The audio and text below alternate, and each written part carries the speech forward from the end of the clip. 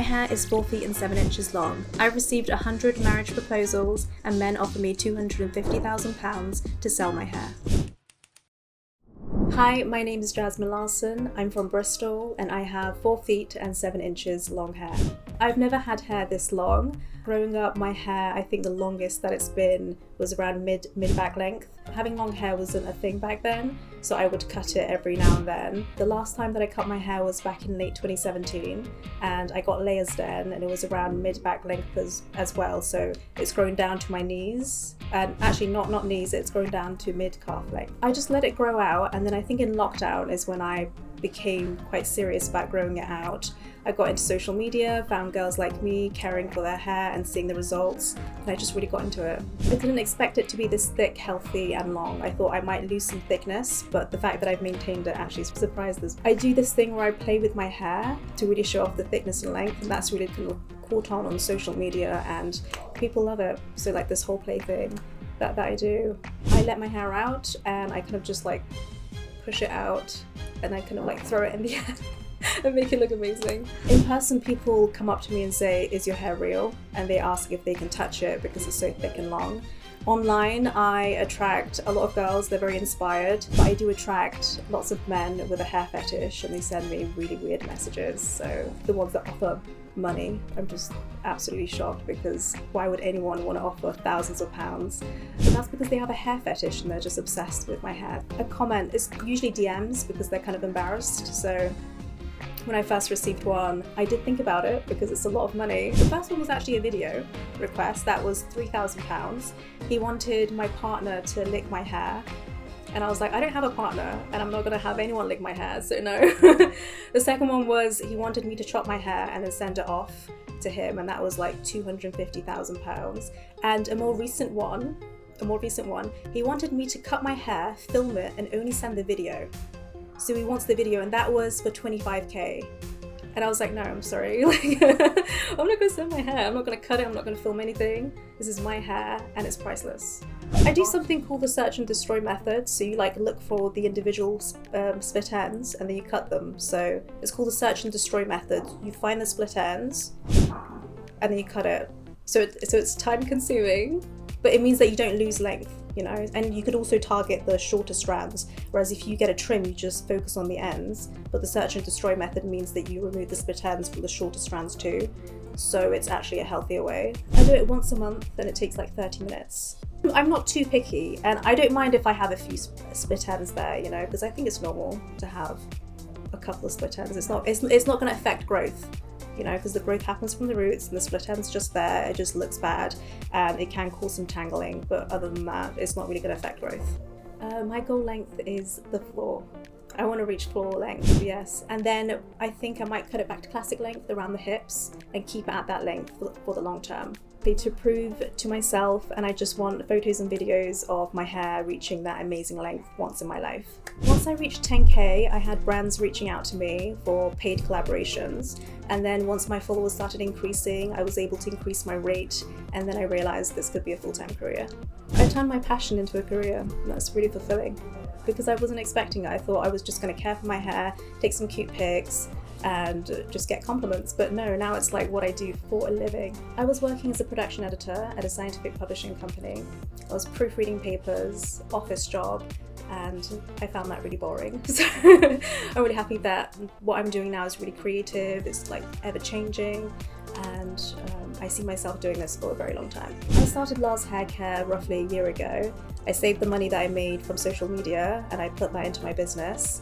And I'm just selling kind of accessories to help maintain your hair, so scrunchies, headbands, silk pillowcases. And I'm actually going to be selling something different, professional photos of my hair that are also signed, because I know my male followers actually want stuff like that. They're not really into the accessories. So yeah, I think that would be quite nice as well. I think when I hit 100k followers, I started receiving so many marriage proposals. I think because they know that I'm single and I have the long hair and I'm a sweet person, so they're just sending these proposals and some of them are begging for it. I'm like, please don't do this, go and find someone in your country, you know, close to you. And I made stories telling them that I'm not interested in marriage, and then it kind of slowed down a bit, but I do still receive some every day, just like, and men going into telling me about themselves, saying that they have this job, they have so much money, they can provide for me, that I'm their perfect woman. And they were just expressing so much love, and I was like, please save this for someone else. And I felt bad about rejecting them, so I just wanted it to end. It's a constant reminder that I'm not married. You know, it's like, okay, no, and it's like I'm getting older. And I'm just like, it kind of makes me think like, when should I get married? And I don't want to be thinking about that, you know, I want it to happen naturally. I mean, they would probably be like, divorce your husband and then marry me, but I'm not married, I don't have a boyfriend, so that's probably why I'm getting it, yeah. I always do a pre-wash treatment. I apply coconut oil to my lengths, and then I apply a rosemary scalp treatment to my scalp, massage that in before washing it out with shampoo and conditioner. In between wash days, I always apply some hair oil. I brush my hair once and then I braid it. And I always wear protective hairstyles. I never use heat styling tools. And at night, I sleep on a silk pillowcase and a hair bonnet, which I sell on Lars Hair Care. So I think my pre-wash routine is not simple. That's the bit I think that people might think, oh my God, that's too much. But in between wash days, I want to keep it simple. I think simple's best. So not doing too much, not doing complicated hairstyles, ponytails, no. I just brush once or twice and then I braid it, because braids are the most protective hairstyle. It prevents it from dryness and frizz.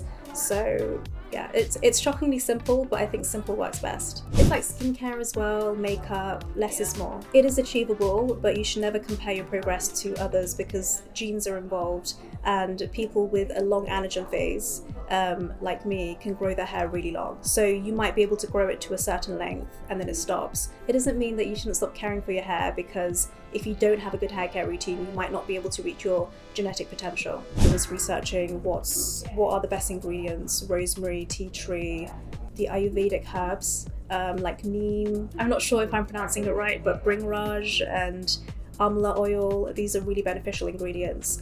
And there's actually a brand that I use a lot, called The Innate Life, and they use those ingredients, so I'm always raving about their products, like the rosemary scalp treatment, the rose hair elixir. I think they're absolutely amazing. Top tips is to have a pre-wash routine, and what you do in between your wash days is really important. So keep it simple, don't do lots of complicated hairstyles, don't overbrush, wear protective hairstyles, could be a braid, could be a bun, and hair oils. I think oils are your best friend. You have to apply at least once a day, I think. Just a small amount. It could be a silicone-based one or a natural one. So the lengths and ends, avoid the scalp so it doesn't look greasy, but otherwise, yeah. Most girls in England don't use hair oil. And I was like, really? Like, they just let the hair out, they just brush it, maybe leave in conditioner. Just like a little bit of silicone hair oil, like the L'Oreal one, on your lengths will really protect it from dryness and frizz. Once or twice a week, which I know is shocking, but I don't do exercise much. Like, my lifestyle's pretty chill, and I just find that my scalp doesn't produce a lot of oil. It doesn't get dirty quickly. So it depends on you and your lifestyle. If you work out a lot, then wash your hair more often, maybe use some gentle shampoo and conditioners.